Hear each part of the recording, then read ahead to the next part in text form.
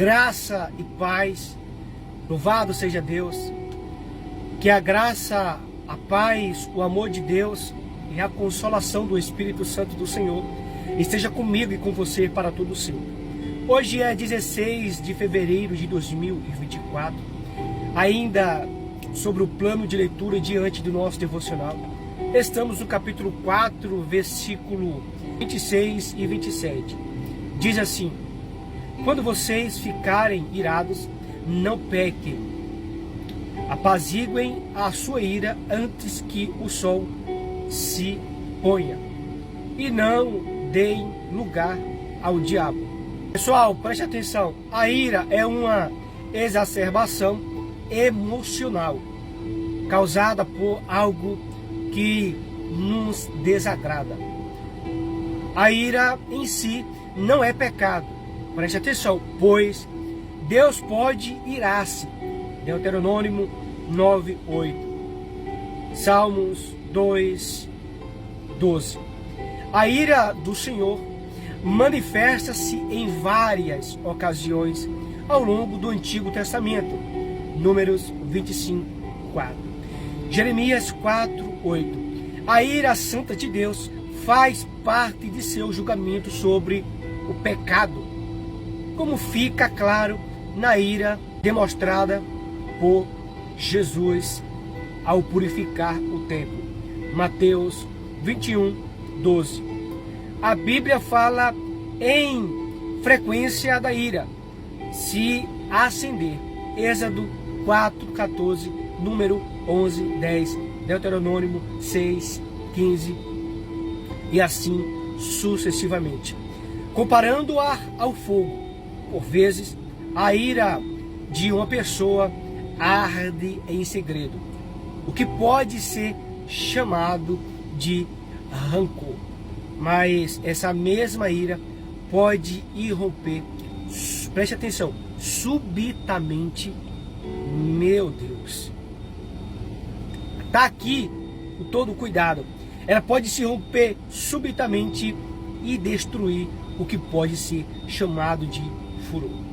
É difícil praticar a ira santa ou a indignação justa, pois nossas emoções são distorcidas pelo pecado. E não temos a onisciência de Deus, que vê tudo e sabe o que está para acontecer. Ao que parece, segundo o princípio do Novo Testamento, devemos nos irar contra o pecado, mas amar as pessoas. É aqui que se encontra o erro, a qual as pessoas se iram contra o seu próximo, ao invés de se irar contra o pecado. E não podemos misturar. Vós que ameis o Senhor, desatai o mal. Salmos 97:10. É possível irar-se sem pecar, mas quem pecar deve acertar a questão sem demora e não deixar que o sol se ponha sobre sua ira. Ou seja, entra em acordo, sem demora, e pedir perdão e se acertarem por causa do pecado, para que os mesmos não sejam consumidos. Mateus 18:15. Se o pecado ele não for apagado pelo perdão, o fogo da ira se espalhará e destruirá a obra de Deus. Jesus deixou claro que a ira é o primeiro passo para o homicídio. Mateus 5:21-26. Pois ela dá espaço para o inimigo trabalhar em nossa vida. Satanás é homicida. João 8:44. Satanás odeia a Deus e ao povo de Deus.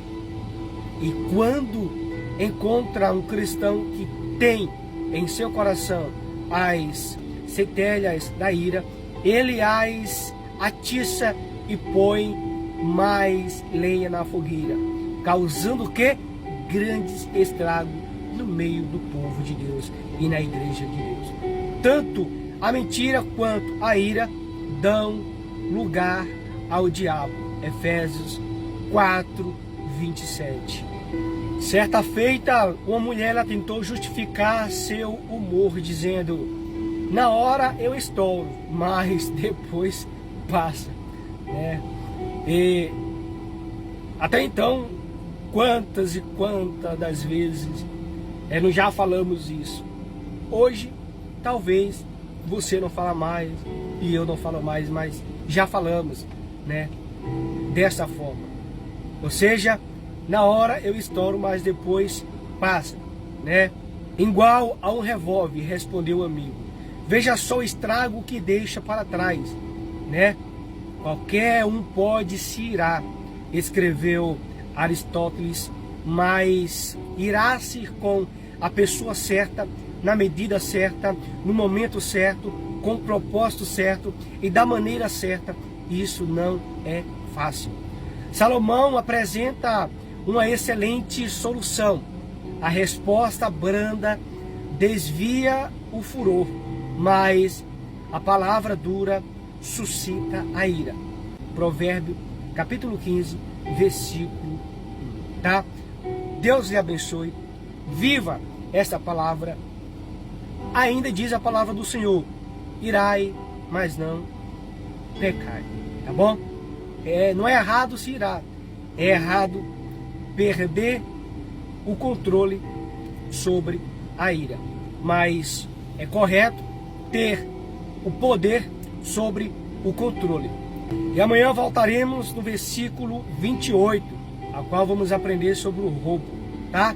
Deus lhe abençoe em o nome do Senhor Jesus.